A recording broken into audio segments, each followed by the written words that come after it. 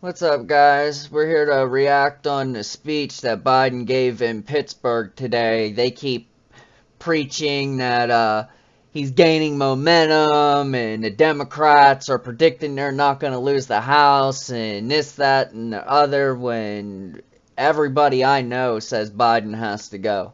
I live in Pittsburgh. And from what I understand, hardly no one showed up to the speech. Most people worked in coal mines or in natural gas and now don't have jobs.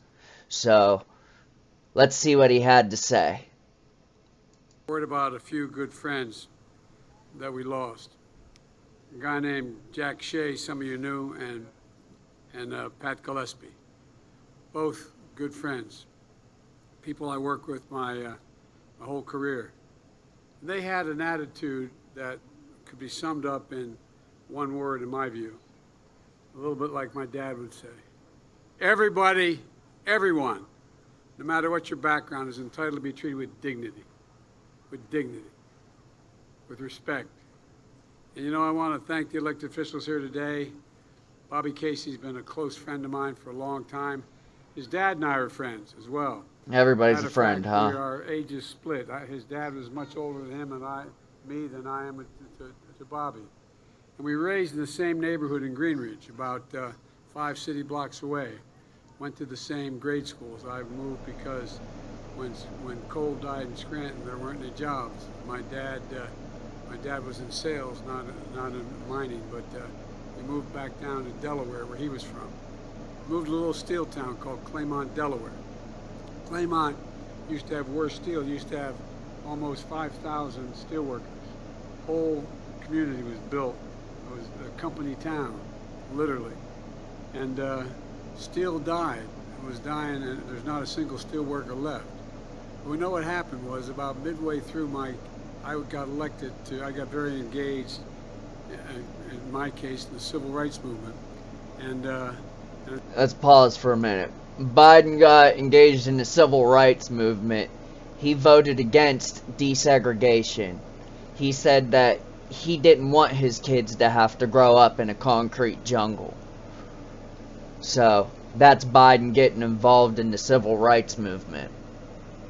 As a kid, I worked a lot in the movement and I got deeply involved in the Democratic Party because the Democratic Party in Delaware was a Southern Democratic Party then. We were more a Southern state than. Let's not forget that the Democratic Party is the party that pushed slavery and fought against abolishing slavery. Now, mysteriously, party for Black America, while they try and paint Republicans as racist. Northeastern state. And I got involved, and one thing led to another, and one day a group came to me of the senior members of the party and said they wanted me to run for the Senate. I said, I'm not old enough. And I wasn't. I was only 29 years old. And a former Chief Justice, whose family has more United States Senators than any family in American history, looked at me and he said, you obviously didn't do very well in law school, Joe. He said, you don't have to be 30 to be elected. You have to be 29. You can be 29. You just can't get sworn in till you're 30. And so one thing led to another, and I ended up deciding to run. But I was having great difficulty getting support, even though people liked me. I think I could win. Until I got brought up to Pittsburgh by the local leader of the steelworkers in Delaware, and into Pittsburgh, and came to here and met with the then president of the steelworkers, and he endorsed me about 9 weeks out, and I won by 3,100 votes. So the fact is, you guys owe me. You've been with me from the beginning.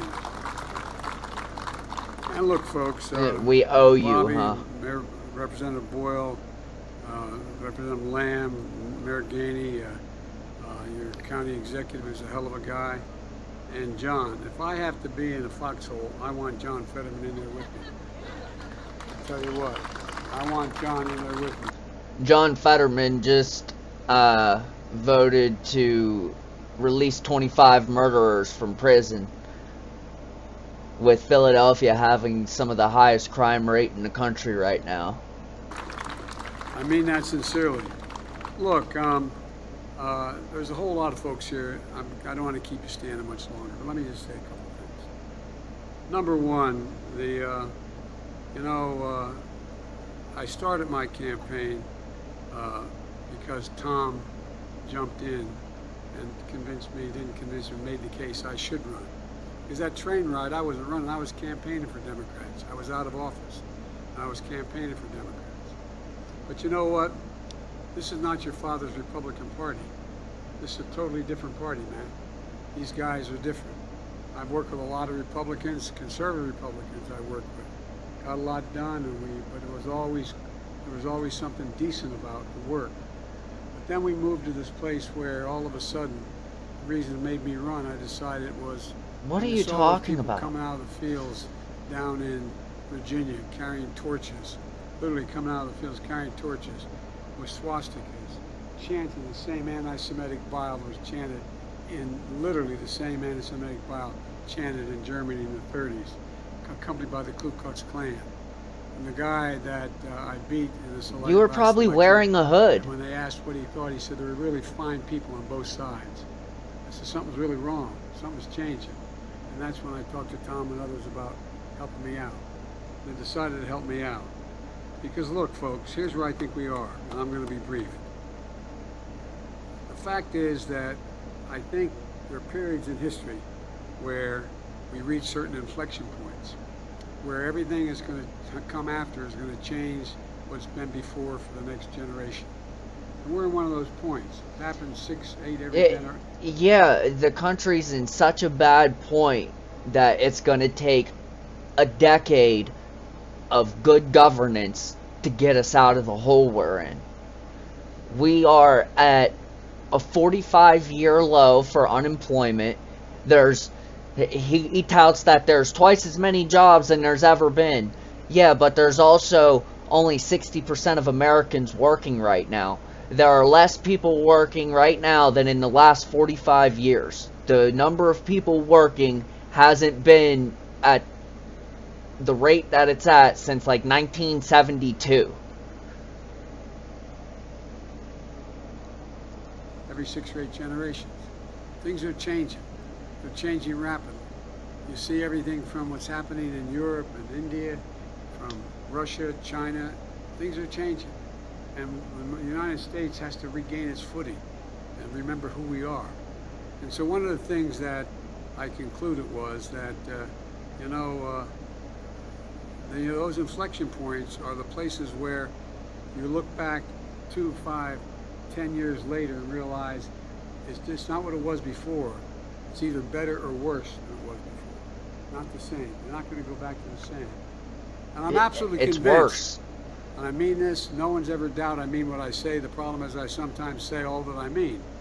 And, but all kidding aside, one of the things that was clear to me is that this new group headed by the former president, the former defeated president, we found ourselves in a situation where we're either going to look forward or look backwards. And it's clear which way he wants to look. It's clear which way the new MAGA Republicans are. They're extreme.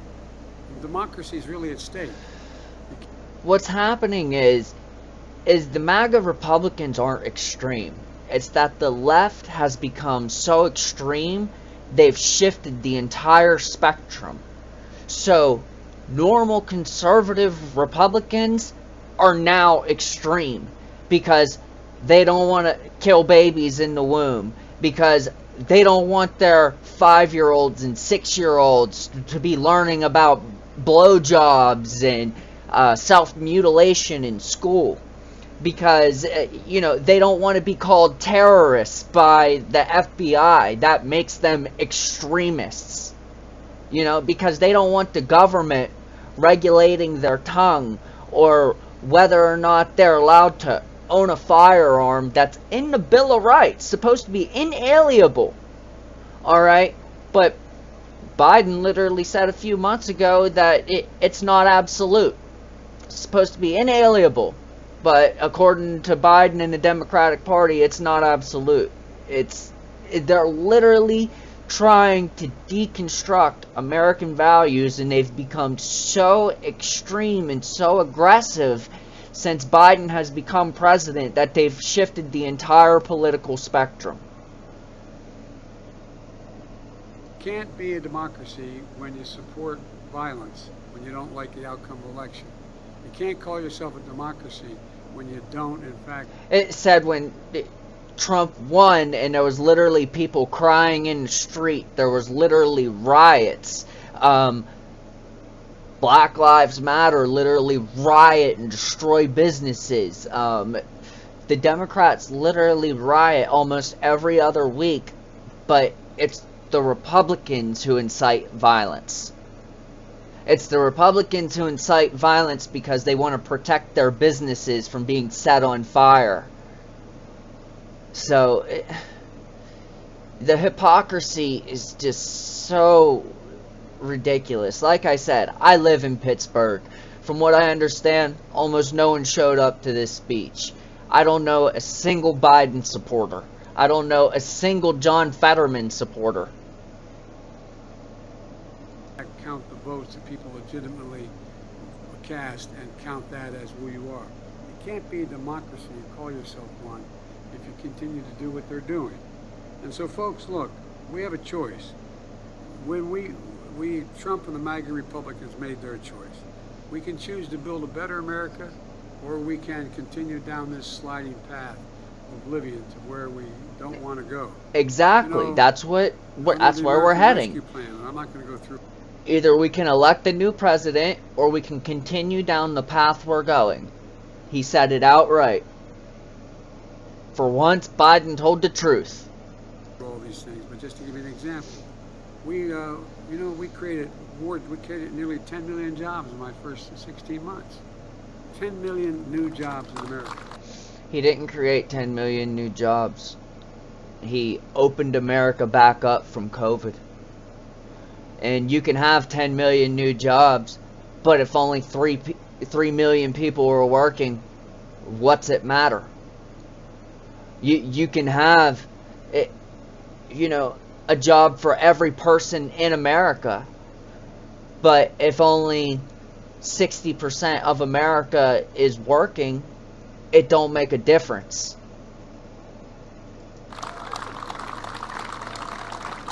There's the 20 people clapping. That American Rescue Plan also created and saved millions of jobs. Why? Because here in the state of Pennsylvania, in almost every state, they didn't have enough money to keep teachers on the payroll, to keep firefighters in the job, to keep... And why is that? To keep people, nurses, because and of doctors you. on the job. And so what did we do? We, in fact, gave them the money to make sure they did it.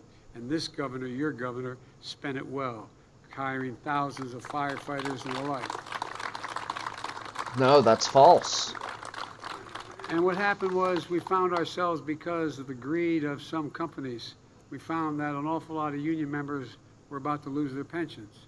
So we did something that hadn't been done in 50 years, a significant... No, what happened was there was a bunch of politicians that got caught racketeering a bunch of money. A bunch of money got funneled away from the turnpike, and there was a lot of embezzling going on. For labor, we passed the Bush-Lewis Act. The Bush-Lewis Act. And they told me I couldn't do it. They really did. Remember, we didn't get any Republican votes for it. But we got it done. We got it done.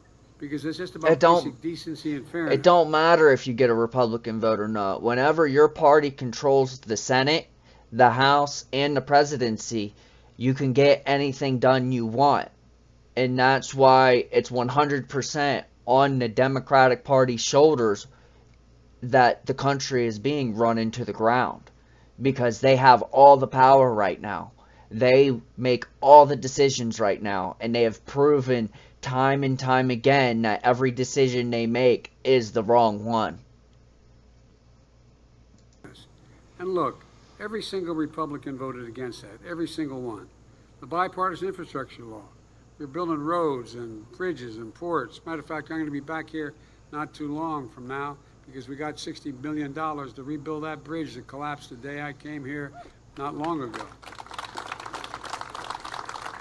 Folks, the money's going to go to expanding the nearby, nearly 100-year-old failing lock and dam outside Pittsburgh. It's costing us millions, but it makes a big difference in terms of the economy.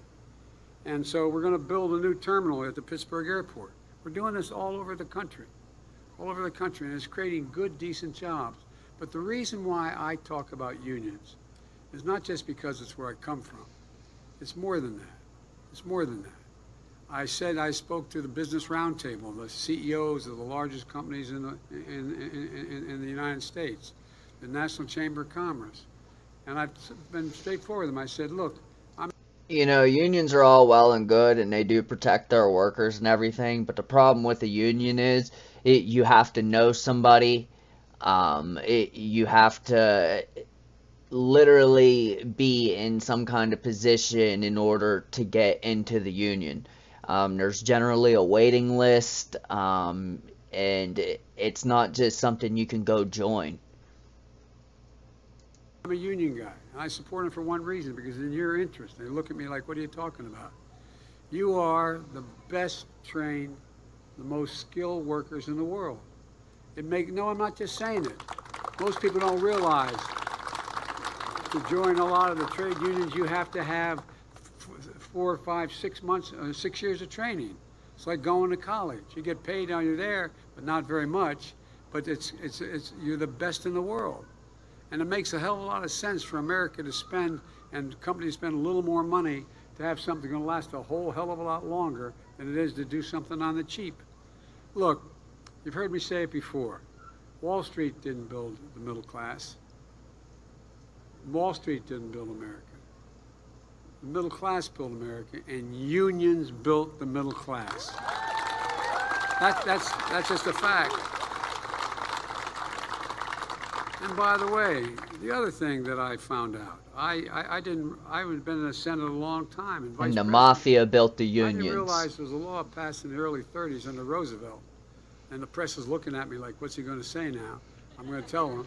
Yeah, because they're terrified it's going to go off script. By American. That any money a president spent that was appropriated, he could insist that the money could only be spent on American products. Well, guess what? We're buying American. And I get to spend of your money as president, I get to allocate over $600 billion. $600 billion every year. And they're American-made products, made by American workers. Just like he allocated, 5 million barrels of our oil to China. America. And that's why we're moving. Where is it written to say that we can't be a great manufacturing facility, hub in America, in the world again? We've made sure we have now over 640,000 new manufacturing jobs. Where does it say we can't do this? So I start off with the proposition that it's about just basic decency.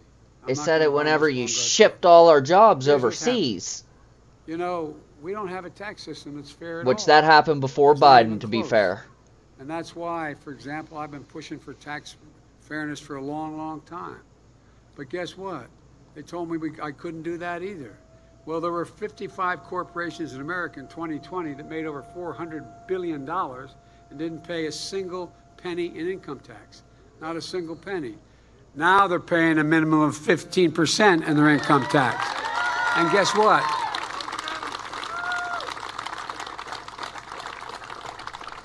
To talk about the...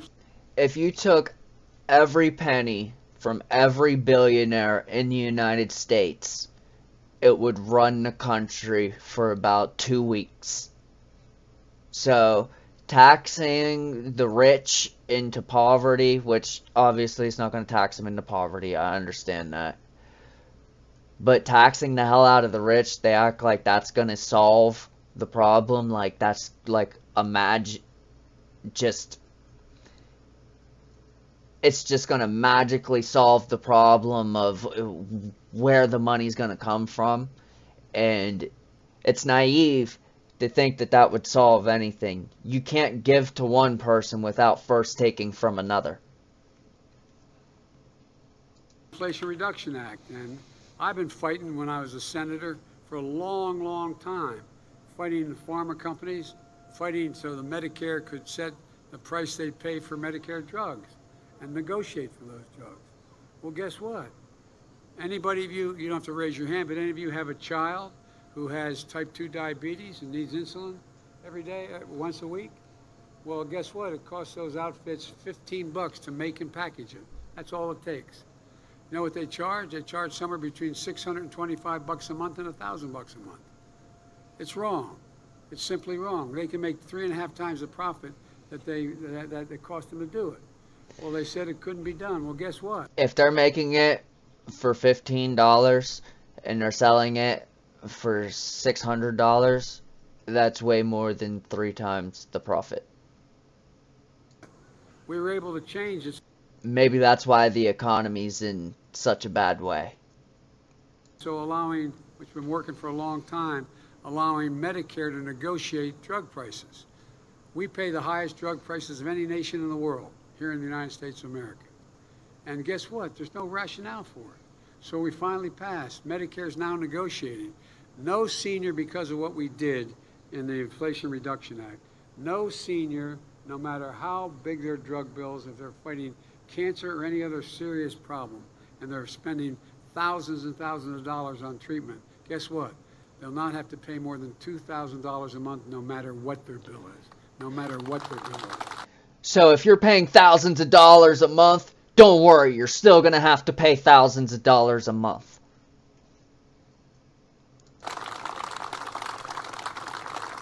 If they need insulin, they won't have to pay more than $35 a month. No matter.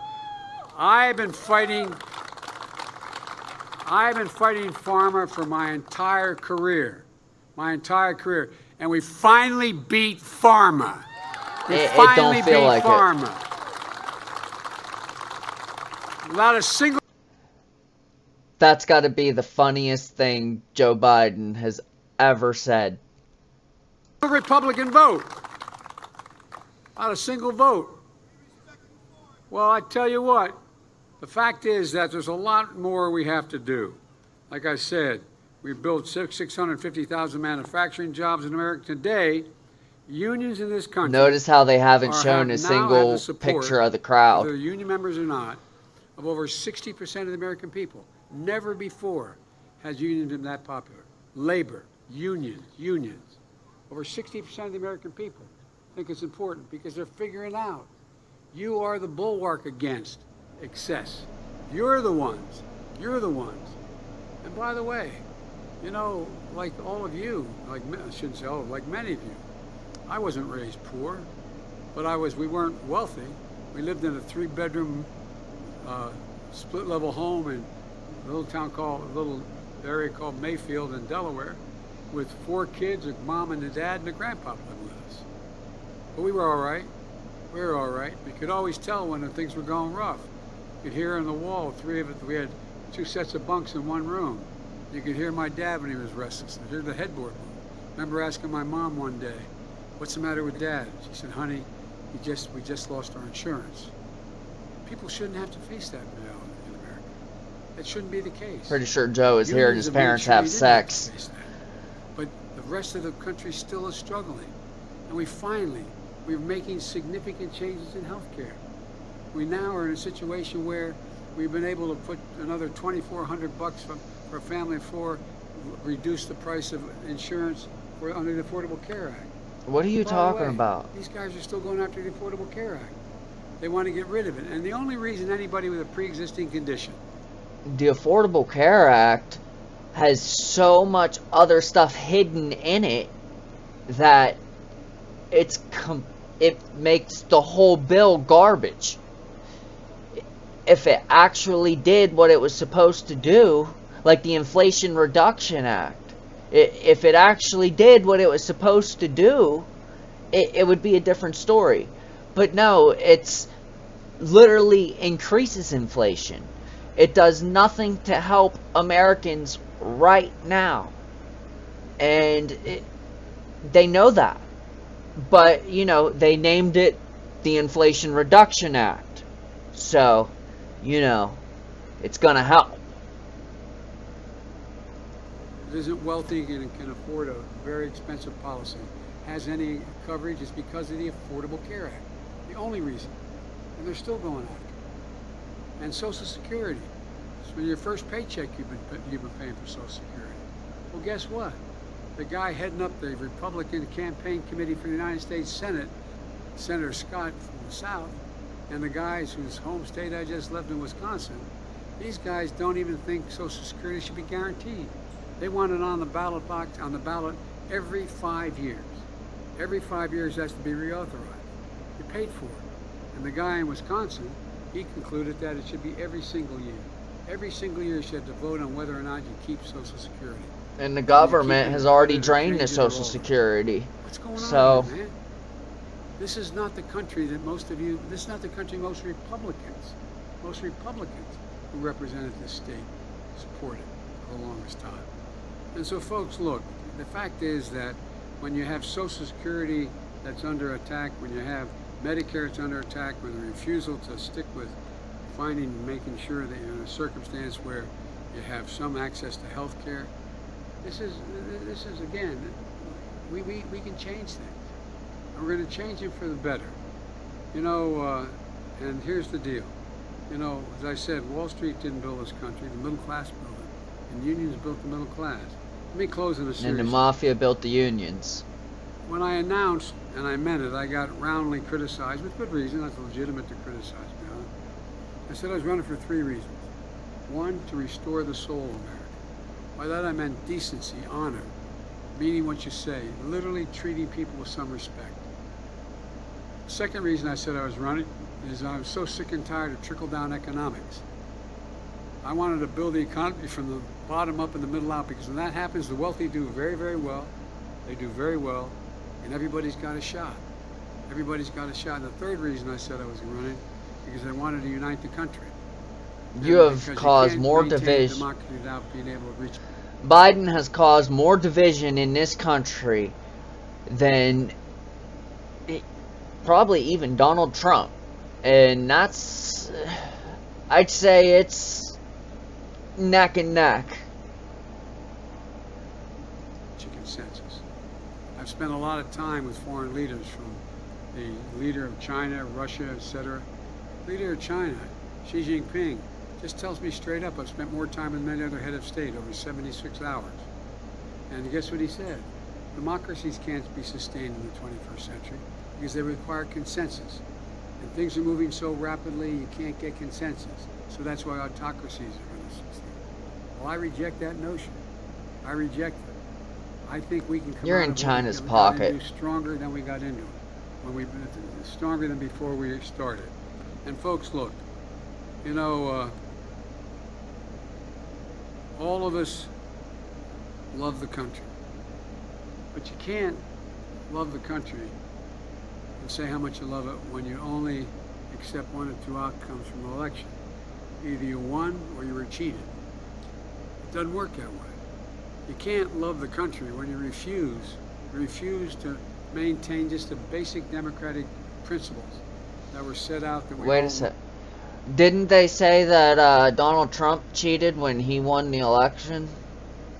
It's the same people that screamed Donald Trump cheated that said that the elections couldn't be rigged whenever he lost. So learn from the time we were kids in school that you accept the outcomes of elections. You can't say you love the country when in fact you either win or you have been cheated. And that's where we are now. And I don't want, there's much more to say, but I've already said too much to you. But here's the deal. I am absolutely convinced. I'm absolutely convinced. And I mean this from the bottom of my heart. There's not a thing we can't do. Uh-oh, he's closing his binder. It's about to get good. He's going to go off script. In America. I mean it. Not a single solitary thing we can't do. If we do it together, I mean it.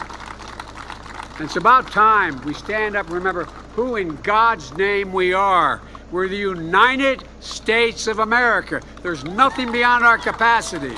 So let's go out and demand, it's an easy proposition. We'll win if people vote. So just remind everybody, vote, go out and vote. We vote, we win, and reestablish this country and make it even better than it was before. Thank you all for standing so long. God love you. is way beyond. Thank you. Oh, What am I doing? I'm going out here. oh, he don't even know where he's going. I mean, there's only one set of stairs. I'm surprised. I really thought he was gonna... Oh, look. There's the 20 people.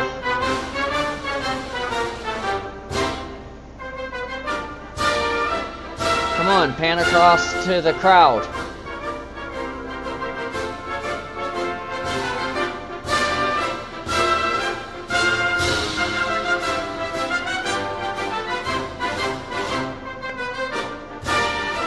I heard it was really dead, so I want to see the crowd.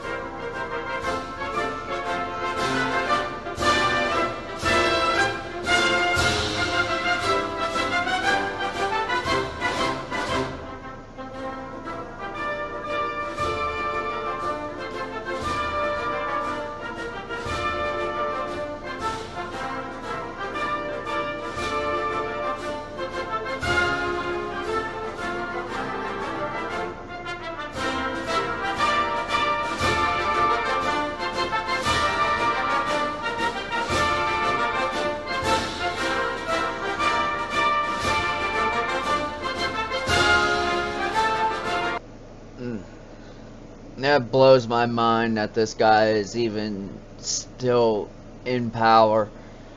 His son is blatantly corrupt. The FBI is suppressing information, suppressing Facebook from releasing information. His daughter's diary was found where she talks about her dad taking showers with her. And how she doesn't know if she was molested. You know, if that was Trump, they would already have the charges drawn up. You know, it's really just crazy the amount of corruption that's taking place right now. So, really, really hope that the Republicans take power this November. So let's see what happens. Like and subscribe.